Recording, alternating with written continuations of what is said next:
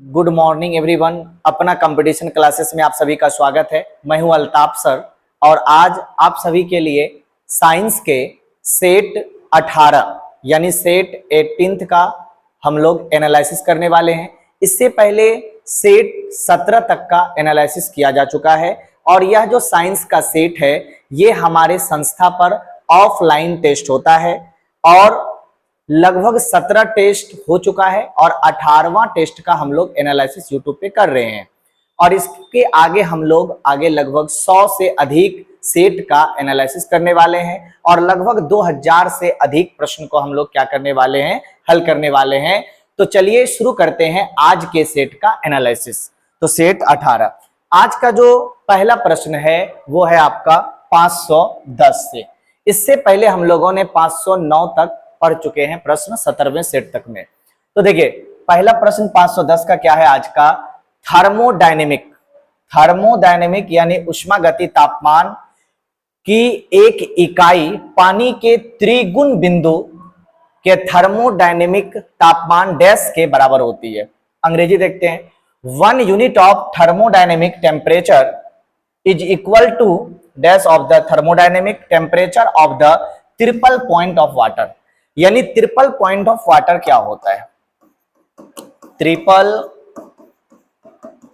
Point of water ये है क्या। तो देखिए इसको हिंदी में बोलते हैं त्रिक बिंदु। क्या बोलते हैं, त्रिक बिंदु बोलते हैं, या इसी को आप कह सकते हैं त्रिगुण बिंदु। क्या कह सकते हैं, त्रिगुण बिंदु कह सकते हैं।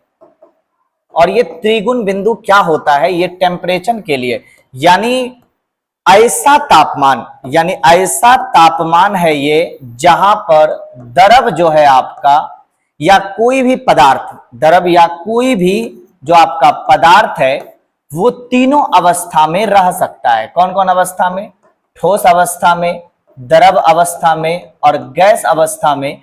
यानी तीनों अवस्था में जिस टेम्परेचर पर कोई पदार्थ रह सकता है उसी टेम्परेचर को क्या कहते हैं, ट्रिपल पॉइंट यानी त्रिक बिंदु। तो वह कौन सा टेम्परेचर है जिस पर, तो देखिए कौन सा पदार्थ आपका, जल जो है वो 0 डिग्री सेल्सियस पे, किस सेल्सियस पे, यानी 0 डिग्री सेल्सियस पे जो होता है वो ठोस, द्रव और गैस तीनों रूप में रह सकता है।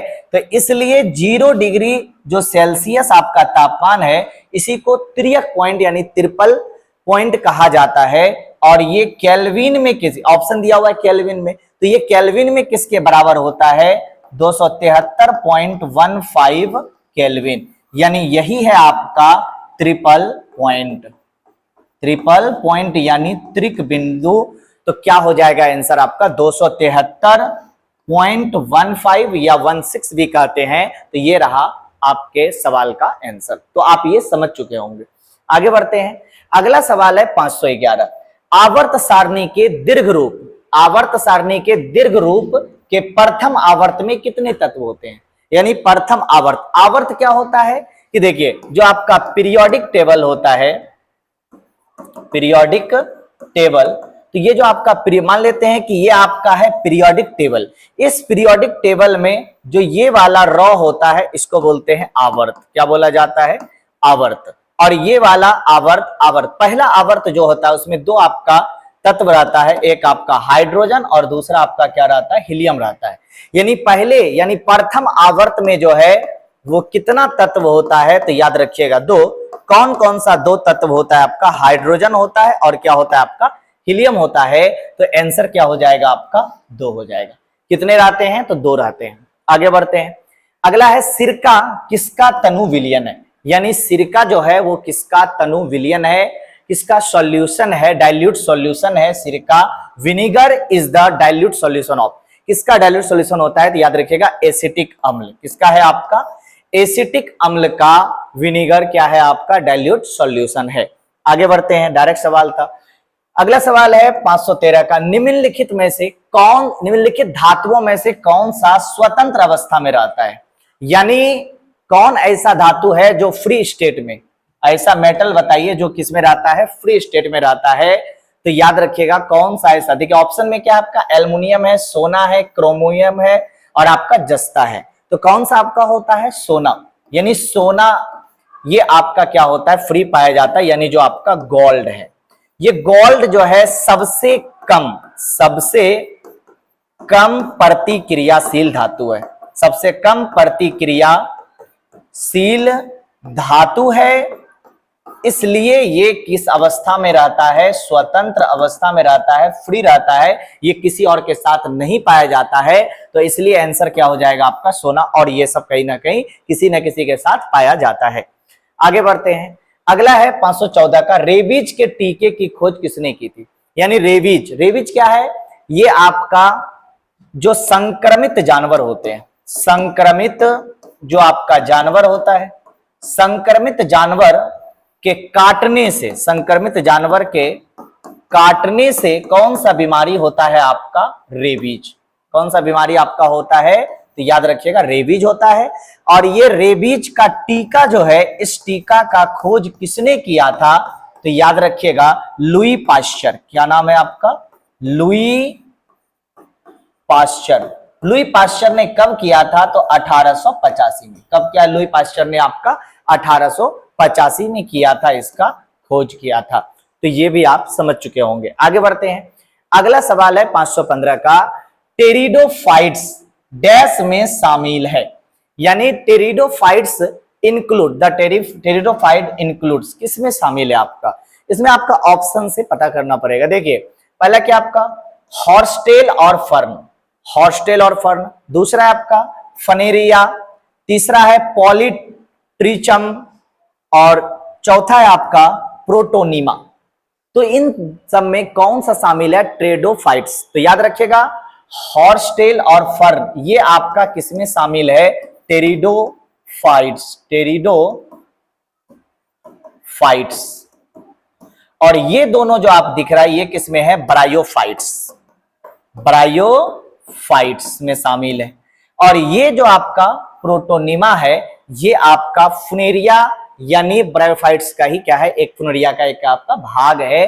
तो आंसर क्या हो जाएगा, टेरिडोफाइट्स का आपका हॉर्सटेल और फर्न। ये क्या होता है आपका, एक पौधा होता है जो टेरिडोफाइट्स से आपका संबंधित है, यानी इसमें शामिल है। ये बीजाणुओं के द्वारा क्या होता है आपका, फैलता है। आगे बढ़ते हैं, अगला है आपका 516 का प्रश्न, निम्नलिखित में से किसके पास रदरफोर्ड इकाई है। यानी रदरफोर्ड किसका इकाई है, तो देखिए रदरफोर्ड जो आपका है ये किसका इकाई है, तो याद रखिएगा रेडियो एक्टिव सब्सटेंस। किसका आपका, रेडियो एक्टिविटी का, रेडियो एक्टिविटी, रेडियो एक्टिविटी यानी इसको बोलते हैं रेडियो धर्मिता। क्या बोला जाता है हिंदी में, रेडियो धर्मिता। ये किसका इकाई आपका, रेडियो धर्मिता का इकाई है। और इससे क्या होता है, तो ये रदरफोर्ड इकाई जो है आपका, यानी 1 सेकेंड में कितना विखंडन होगा उसकी जांच करता है। तो याद रखिएगा पर सेकेंड, प्रति सेकेंड, प्रति सेकेंड 1 लाख विखंडन, 1 लाख विखंडन ये आपका कहीं ना कहीं होता है। और ये किसका इकाई है, रेडियो एक्टिविटी का क्या आपका है, इकाई है। रेडियो एक्टिविटी का इकाई क्या आपका, रदरफोर्ड है। आगे बढ़ते हैं, अगला सवाल है आपका, खुद को स्वस्थ रखने के लिए मनुष्य को औसतन कितना लीटर पानी पीना चाहिए। How many litres of the water should a man drink on a average to keep himself healthy. यानी खुद को स्वस्थ रखने के लिए मनुष्य को औसतन कितने लीटर का पानी पीना चाहिए। तो क्या ऑप्शन है, 2 लीटर, 5 लीटर, 2.5 लीटर, 3.5 लीटर। तो कितना पानी पीना चाहिए, तो प्रतिदिन आपको 3.5 लीटर क्या होना चाहिए, पानी पीना चाहिए। कितना पानी पीना चाहिए, 3.5 लीटर पानी पीना चाहिए स्वस्थ रहने के लिए। बड़ा सिंपल सा सवाल है। आगे बढ़ते हैं, अगला सवाल है ऊर्ध्वपातन। ऊर्ध्वपातन क्रिया एक प्रक्रिया है, यानी ऊर्ध्वपातन के बारे में पूछा गया है, जो जल चक्र के दौरान की जाती, क्या होता है, यानी सब्लिमेशन की बात कर रहा है। Sublimation is a process that is carried out during the water cycle in which, यानी ऊर्ध्वपातन की बात कर रहा है। ऊर्ध्वपातन ऊर्ध्वपातन। ऊर्ध्वपातन क्या होता है अंग्रेजी आपका? सब्लिमेशन। सब्लिमेशन, ये सब्लिमेशन क्या होता है? तो सब्लिमेशन में ठोस जो होता है आपका, ये डायरेक्ट किसमें बदल जाता है आपका? गैस में बदल जाता है। यानी ठोस डायरेक्ट किसमें परिवर्तित हो जाता है? तो डायरेक्ट गैस में परिवर्तित हो जाता है। तो इसी प्रक्रिया का नाम क्या है आपका? सब्लिमेशन। देखते हैं, तरल ठोस में परिवर्तित हो जाता है? बिल्कुल नहीं। ठोस ठोस में परिवर्तित हो जाता है? बिल्कुल नहीं। ठोस गैस में परिवर्तित हो जाता है डायरेक्ट? तो बिल्कुल सही है। तरल ठोस में ये भी आपका नहीं होगा। यानी सब्लिमेशन क्या एक प्रक्रिया है जिसके तहत ठोस डायरेक्ट गैस में बदल जाता है और गैस फिर डायरेक्ट किसमें बदल जाता है आपका? ठोस में बदल जाता है। और इसका एग्जांपल्स क्या है आपका? कपूर। क्या होता है? कपूर, नौसादर, ये सब आपका क्या है? अगर इसको आप गर्म करोगे, कपूर ठोस रूप में रहेगा तो वो किसमें बदल जाएगा आपका? डायरेक्ट गैस में बदल जाएगा। आगे बढ़ते हैं। अगला सवाल है, डेंगू रोग किस प्रकार के विषाणु से होता है? यानी डेंगू जो रोग है वो किस प्रकार के विषाणु से होगा? तो याद रखिएगा, ये जो आपका डेंगू है ये किस प्रकार के विषाणु से होता है? Flavi virus. किससे होता है ये आपका? फ्लेवी वायरस से होता है। किससे होता है ये आपका? फ्लेवी वायरस से होता है डेंगू आपका। तो क्या हो जाएगा आंसर आपका? Flavi virus. आगे बढ़ते हैं। अगला सवाल है, स्वाइन फ्लू किस वायरस के कारण होता है? ये डायरेक्ट सवाल है आपका। स्वाइन फ्लू, यानी स्वाइन फ्लू जो है वो किस वायरस के कारण होता है? तो याद रखिएगा, स्वाइन फ्लू जो होता है वो किस वायरस के कारण होता है आपका? इन्फ्लुएंजा, इन्फ्लुएंजा वायरस के कारण। इन्फ्लुएंजा वायरस के कारण ये आपका होता है। तो आंसर क्या हो जाएगा आपका? Influenza virus. HIV से तो डेंगू नहीं होता है, एड्स होता है आपका, कोरोना से तो कायरस होता है, कोरोना हो जाता है, इम्बोला से इम्बोला होता है आपका। तो क्या हो जाएगा? Influenza virus. तो याद रख सकते हैं स्वाइन फ्लू का। अगला है 521 नंबर सवाल, रेबीज रोग के सबसे महत्वपूर्ण लक्षण कौन है? यानी रेबीज जो बीमारी है जिसको हम बात कर रहे थे, रेबीज, ये संक्रमित जानवर के काटने से बीमारी होता है। इसका लक्षण यानी क्या पूछा गया है? रेबीज का प्रमुख लक्षण क्या है? प्रमुख लक्षण क्या है रेबीज का?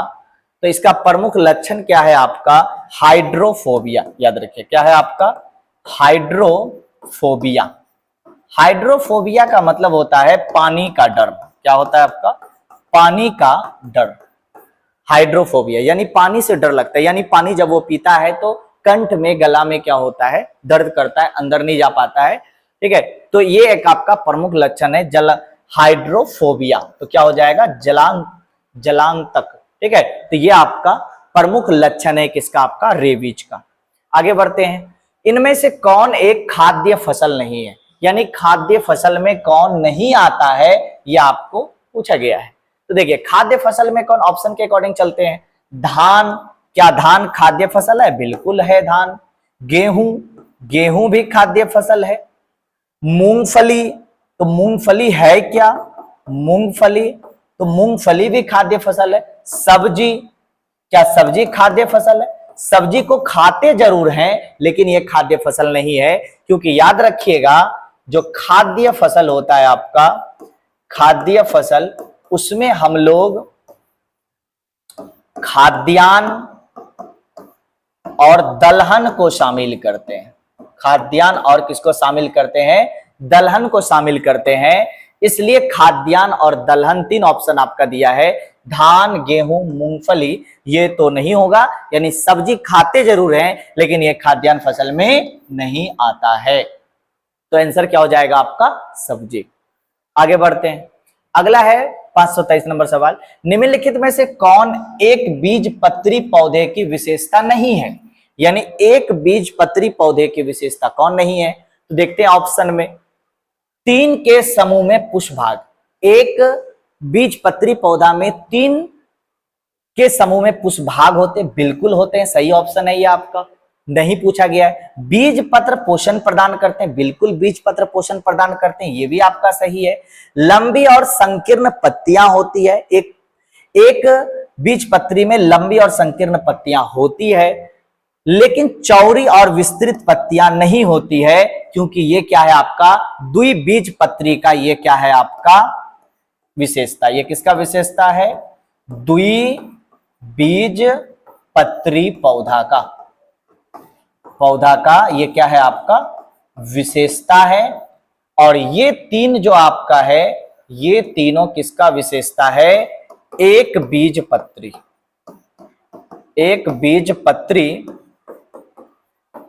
पौधे का विशेषता है। तो इसलिए आंसर क्या हो जाएगा? नहीं है कौन आपका? चौड़ी और विस्तृत पत्तियां। आगे बढ़ते हैं। अगला आपका है चार जगत वर्गीकरण का प्रस्ताव किसने दिया था? चार जगत वर्गीकरण का प्रस्ताव किसने दिया था? तो देखिए इसमें आपका ऑप्शन दिया गया है E.H. हैकेल। E.H. हैकेल ने कितना दिया था आपका? तो इन्होंने दिया था त्रिराज्य। क्या दिया था इन्होंने? त्रिराज्य वर्गीकरण का प्रस्ताव। त्रिराज्य वर्गीकरण का इन्होंने प्रस्ताव दिया था। R.H. वेटकर ने पंचराज्य, क्या दिया था इन्होंने? पंच राज्य वर्गीकरण का प्रस्ताव दिया था। और कैरोलस लिनियस ने दिया था दो राज्य। क्या दिया था इन्होंने? दो राज्य वर्गीकरण का प्रस्ताव। और ये जो बच गया आपका कॉपलैंड, इन्होंने चार राज्य, इन्होंने क्या दिया था आपका? चार जगत कह दो या राज्य कह दो, चार जगत वर्गीकरण का प्रस्ताव दिया था। इन्होंने मुनेरा को जोड़ा था। तीन आपको बताए थे, प्रोटेस्टा, पौधा, पशु, और इन्होंने एक क्या जोड़ दिया आपका? मुनेरा को। किसको जोड़ दिया था इन्होंने? मुनेरा को। इस तरह से चार जगत का प्रस्ताव किसने दिया था आपका? कॉपलैंड ने दिया था। आप ये याद रख सकते हैं। आगे बढ़ते हैं। निम्नलिखित में से किसे पादप जीव कहा जाता है? निम्नलिखित में से किसे पादप जीव कहा जाता है? तो देखिए पादप जीव क्या है आपका? युगलीना है, अमीबा है, शैवाल है, प्लेनेरिया है। यानी देखिए अमीबा क्या है? एक कोशिकीय जीव है, ये पादप जीव तो नहीं है। शैवाल पादप है, लेकिन ये पादप जीव आपका नहीं है। बच जाता है दो, युगलीना और फ्लेनेरिया। तो इसमें फ्लेनेरिया जो है आपका, ये पानी में रहता है। कहां पे रहने? पानी में रहने वाला एक क्या है आपका? जीव है। पानी में रहने वाला क्या है आपका? एक तरह का जीव है। और ये आपका पादप नहीं है। ये पादप आपका पादप नहीं है। लेकिन युगलीना जो है, इसके बारे में थोड़ा जान लेते हैं। युगलीना क्या है आपका? ये जो युगलीना है, ये एक तरह का पादप जीव है। पादप जीव है ये। और ये कहां रहता है? ये भी आपका पानी में। कहां रहता है? ये भी आपका पानी में रहता है। इसको पादप जीव क्यों कहा जाता है? क्योंकि इसमें क्लोरोफिल पाया जाता है, क्लोरोप्लास्ट। क्या पाया जाता है इसमें आपका? क्लोरोप्लास्ट पाया जाता है। अब क्लोरोप्लास्ट पाया जाता है, ये अपना भोजन भी बना सकता है, और ये भोजन को ग्रहण भी करता है। दूसरे का भोजन खा भी लेता है, भोजन ग्रहण भी करता है ये आपका, और ये गति भी करता है। ये क्या करता है? गति भी करता है। इसलिए इसमें पादप वाला गुण और जीव वाला दोनों गुण पाया जाता है। तो इसलिए आंसर क्या हो जाएगा आपका? युगलीना। लेकिन इसमें क्लोरोप्लास्ट नहीं पाया जाता है, तो इसलिए ये पादप जीव नहीं होगा। तो क्या हो जाएगा आपका? युगलीना क्या है? पादप जीव है। आगे बढ़ते हैं। अगला सवाल है, आप पर्यावरण संरक्षण, यानी क्वेश्चन है पर्यावरण से, आप पर्यावरण संरक्षण के संबंध में निम्नलिखित में से कौन सी परियोजना नहीं चलाएंगे? यानी कौन सी परियोजना नहीं चलाएंगे वो पूछा गया है। देखते हैं। सबसे पहला, इसमें आपको ऑप्शन देख करके पता करना होगा क्या बोला जा रहा है। सबसे पहला है, हम सभी को पृथ्वी से जो कुछ हम ले रहे हैं उसे वापस देने का प्रयास करना चाहिए। बिल्कुल प्रयास करना चाहिए। हम जो ले रहे हैं उसको वापस देने का क्या करना चाहिए? प्रयास करना चाहिए। बिल्कुल सही कह रहा है, पर्यावरण संरक्षण के लिए। लेकिन पूछा है नहीं वाला, ये तो चलाना चाहिए हमको, ये नहीं चलाना चाहिए, नहीं, ये चलाना चाहिए। दूसरा है, हमें अधिक हरित ऊर्जा का उपयोग नहीं करना चाहिए। ये गलत है, यानी हमें हरित ऊर्जा का उपयोग करना चाहिए। तो ये हम नहीं चलाएंगे योजना, तो यही आपका आंसर हो जाएगा। लेकिन आगे देखते हैं, गैर नवीकरणीय ईंधन की बचत करें, बिल्कुल सही योजना है, चलाना चाहिए। गैर नवीकरणीय जो फिर से नहीं बन सकता है उसको बचाना जरूरी है। अगला है, हम प्रोजेक्ट चला सकते हैं जैसे पानी बचाओ, शाकाहारी बनो आदि, बिल्कुल सही है। ये 3 प्रोजेक्ट चला सकते हैं, लेकिन बी नंबर का प्रोजेक्ट, हमें अधिक हरित ऊर्जा का उपयोग नहीं करना चाहिए, ये प्रोजेक्ट नहीं, ये प्रोजेक्ट चलाना चाहिए। ये नहीं चलाना चाहिए, चलाना चाहिए ये, इसलिए ये वाला हम नहीं चलाएंगे। आगे बढ़ते हैं। अगला सवाल है, जल प्रदूषक यानी जल प्रदूषण जल निकाय से के दूषित होने के कारण होता है। यानी जल प्रदूषण जो होता है जल निकाय के दूषित होने के कारण होता है। कैसे? आपका नदी के पानी से, वर्षा जल से, नल का पानी से, भूमिगत।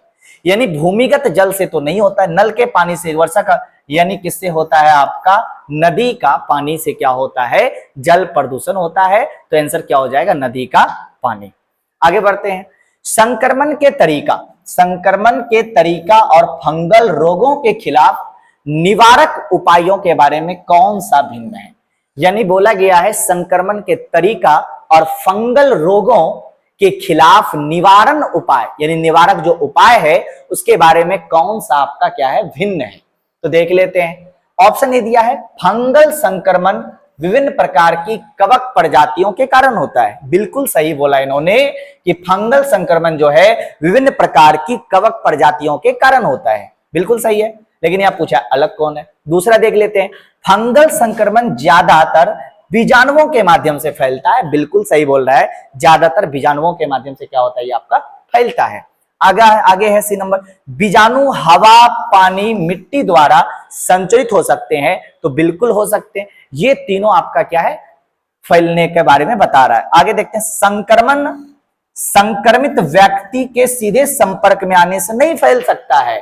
यानी संक्रमण संक्रमित व्यक्ति के सीधे संपर्क में आने से नहीं फैल सकता, फैल सकता है। तो ये आपका इन सब से क्या है? भिन्न है। ये सब आपको बता रहा है कैसे फैलता है, और ये आपका गलत व्याख्या कर रहा है। यानी फैलता है लेकिन ये बोल रहा है नहीं फैलता है, तो इसलिए ये क्या हो गया? आपका भिन्न हो गया। आगे बढ़ते हैं। अगला सवाल है, सूक्ष्म जीव छोटे सूक्ष्म जीव होते हैं। सूक्ष्म जीव छोटे सूक्ष्म जीव होते हैं जिन्हें डैश के साथ नहीं देखा जा सकता है, जिसे नग्न आंखों, किससे नहीं देखा जा सकता है? नग्न आंखों से नहीं देखा जा सकता है। नग्न आंखों से नहीं, ये हम लोग पढ़ते हैं, नग्न आंखों से नहीं देखा जा सकते हैं। डिफिनेशन है आपका, सूक्ष्म जीव छोटे सूक्ष्म जीव होते हैं जिन्हें नग्न आंखों से नहीं देखा जा सकता है। आगे बढ़ते हैं। अगला सवाल है, डैश झरझरा काला कोयला का सबसे शुद्ध रूप है। यानी झरझरा काला कोयला का सबसे शुद्ध रूप कौन सा है? कोक है, कोल तार है, एंथ्रेसाइट है, बिटुमिनस है। तो कौन इन सब में सबसे ज्यादा शुद्ध है? तो याद रखिएगा कोक। यानी कोक लगभग कार्बन के क्या होता है? आपका बराबर होता है, इसलिए ये सबसे शुद्ध रूप माना जाता है किसका? कोयले का, कोक कोयला। आगे बढ़ते हैं। निम्नलिखित को मिलान कीजिए। आजकल का ऐसा सवाल कहीं ना कहीं पूछा जाता है हर एक एग्जाम में, मिलान करने वाला। हैजा, हैजा किससे होता है? तो याद रखिएगा विब्रियो कोलेरी। किससे होता है? कौन सा इसके लिए आपका? विब्रियो कोलेरू विजयवाणु से होता है। अगला है पेचिस। पेचिस किससे होता है? आपका सिगेला बैक्टीरिया। किससे होता है पेचिस? आपका सिगेला बैक्टीरिया से आपका पेचिस होता है। साल्मोनेलिसिस किससे होता है? साल्मोनेला से होता है। तो आप इसको मिलान कर लिए, तो एक का क्या हो जाएगा? आपका सी हो जाएगा, और यहां भी सी है, ये दोनों तो नहीं होगा। दो का आपका ए होगा, तो दो का ए आपका यहां दिख रहा है, तो आंसर क्या हो गया आपका? एक का सी, दो का ए और तीन का आपका क्या हो गया? बी हो गया। तो ये आपका क्या रहा? Answer D number. तो ये आप समझ सकते। आगे बढ़ते हैं। अफवाह जल, यानी अफवाह जल रन ऑफ वाटर इज, यानी अफवाह जल क्या है इसके बारे में पूछा गया है। पानी पौधों के लिए अनुपलब्ध है और खनिज लिंचिंग का कारण बनता है। यानी खनिज लिंचिंग का मतलब होता है खनिज को बहा करके लेके चला जाता है। दूसरा है पानी को कोशिका पानी में योगदान देता है। पानी जो कोशिका पानी में योगदान देता है बिल्कुल नहीं देता है। पानी जो पृथ्वी के लिए महत्वपूर्ण है, पानी पृथ्वी के लिए महत्वपूर्ण नहीं, जीवों के लिए महत्वपूर्ण है। अगला है वह पानी जो नदियों और चैनलों के साथ मिलकर झीलों और नालों का निर्माण नहीं करता है। झीलों और नालों का निर्माण नहीं करता है तो ऐसा भी नहीं है, तो ए नंबर आपका क्या हो जाएगा सही। पानी जो है पौधों के लिए क्या है, अनुपलब्ध है, यानी अनअवेलेबल है, और ये खनिज लिंचिंग का कारण भी बनता है। अफवाह जल, तो याद रख सकते हैं ऑप्शन क्या हो जाएगा आपका, ए हो जाएगा। आगे बढ़ते हैं, अगला सवाल है निम्नलिखित में से कौन जल चक्र के अंतर्गत आने वाली प्रक्रिया नहीं है, यानी जल चक्र के अंतर्गत आने वाली प्रक्रिया नहीं है। अब देखिए इसमें दिया गया जैव आवर्धन, संक्षेपण जिसका इंग्लिश होता है कंडेंसेशन। कंडेंसेशन को हम लोग क्या कहते हैं, संघनन भी कहते हैं। और ये संघनन से जल चक्र, क्योंकि संघनन से क्या होता है आपका, वर्षा होता है, ठीक है, तो वर्षा होने से जल चक्र का कारण। उच्च बनाने की क्रिया यानी सबलीमेशन, यानी ये क्या हो गया आपका ऊर्ध्वपातन, और ऊर्ध्वपातन से भी क्या होता है आपका, तो इससे भी कहीं ना कहीं आपका क्या बनेगा, गैस बनेगा, और ये गैस जलवाष्प बन के फिर से आपका ये भी आपका जल चक्र का हो सकता है। आगे देखते हैं वर्षण। वर्षण क्या होता है आपका, वर्षा, ये भी जल चक्र का कारण है। लेकिन जैव आवर्धन जो होता है ये क्या होता है, तो जैव आवर्धन एक प्रक्रिया है जिस प्रक्रिया में क्या होता है, हानिकारक जो आपका जीव होता है वो क्या करता है, हानिकारक जो पदार्थ होता है या जो वो एक यानी कह सकते हैं खाद्य पदार्थ के माध्यम से एक स्तर से दूसरे स्तर तक क्या होता है आपका पहुंच जाता है। तो ये आपका जल चक्र से किसी भी तरह से संबंध नहीं रखता है, तो आंसर क्या हो जाएगा, बायोमैग्निफिकेशन। आगे बढ़ते हैं, अगला है एचआईवी का मतलब। एचआईवी का पूछा गया है फुल फॉर्म। एचआईवी का फुल क्या होता है, human immune deficiency virus, human immuno victim, victim तो होगा नहीं, तो ये हो गया आपका गलत। ये क्या है, ह्यूमनॉइड, ये भी आपका नहीं होगा। अगला है ह्यूमन इम्यूनो डिफिशियंसी वायरस, तो ये आपका एचआईवी का फुल फॉर्म है, तो ये हो गया आपका C number is right answer. आगे बढ़ते हैं, अगला है रेबीज क्या है। रेबीज एक डैश है। रेबीज क्या है, तो विषाणु जनित रोग है। रेबीज क्या है आपका, एक विषाणु जनित क्या है, रोग है जो संक्रमित जानवर के काटने से होता है। अगला है आपका कौन सा रोग घातक माना जाता है। यहां पे आपको 4 बीमारी दिया है, घातक कौन है आपका, आंत ज्वार यानी टाइफाइड, मधुमेह, सामान्य जुकाम और रेबीज। कौन आपका घातक है, रेबीज, यानी रेबीज से मृत्यु भी हो सकती है। रेबीज से क्या हो सकती है, समय पे सही इलाज नहीं मिलने से मृत्यु भी हो सकती है, इसीलिए रेबीज क्या माना जाता है, घातक माना जाता है इन चारों में सबसे अधिक। आगे बढ़ते हैं, निम्नलिखित में से कौन सी फसल रेशेदार फसल नहीं है। कौन सी फसल रेशेदार फसल नहीं है, तो देखिए कपास क्या है आपका, रेशेदार फसल है, जूट भी रेशेदार फसल है, सिनई भी रेशेदार फसल है, फ्लैक्स भी रेशेदार फसल है, लेकिन धान आपका खाने वाला फसल है, रेशेदार फसल नहीं है। और ये आज का लास्ट सवाल आपका, निम्नलिखित में से कौन द्विबीजपत्री पौधे की विशेषता नहीं है, यानी द्विबीजपत्री पौधे की विशेषता नहीं है। चौड़ी पत्ती बिल्कुल है द्विबीजपत्री के। 2 बीज पत्र होते हैं, बिल्कुल होते हैं द्विबीज, यानी 4 या 5 के समूह में पुष्प भाग होते हैं, ये भी बिल्कुल है।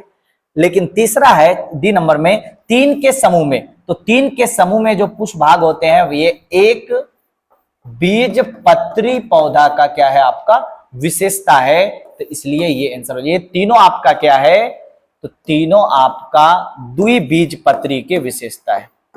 द्विबीज पत्री की क्या है आपका विशेषता है, और ये आपका एक बीजपत्री का क्या है विशेषता है।